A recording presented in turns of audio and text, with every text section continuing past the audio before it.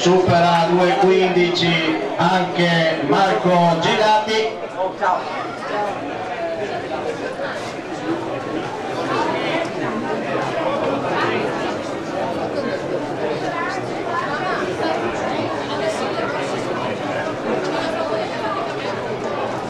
Funziona anche il servizio delle foto, tutti gli atleti che vogliono acquistare le loro fotografie della gara possono farlo, c'è un tavolo apposito alla fine del rettilineo d'arrivo, subito fuori dal campo.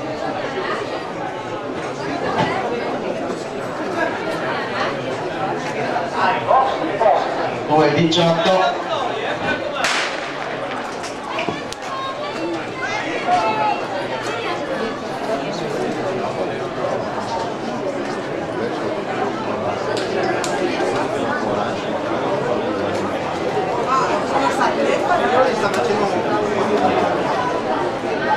Intanto è partita la prima serie degli 8.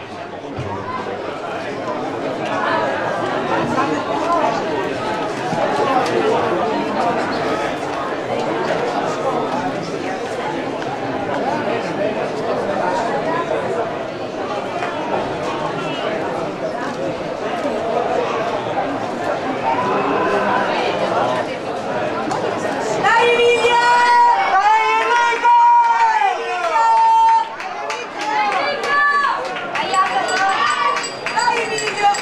53,5 il passaggio. Alberto, buono? Passato giusto. Buono? Dai!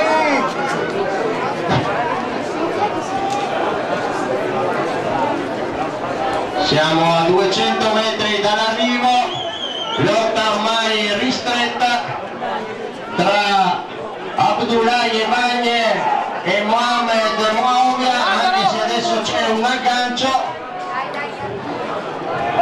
E ancora aperta la gara.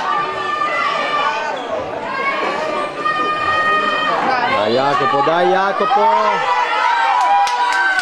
Lotta finale. Dai Jacopo!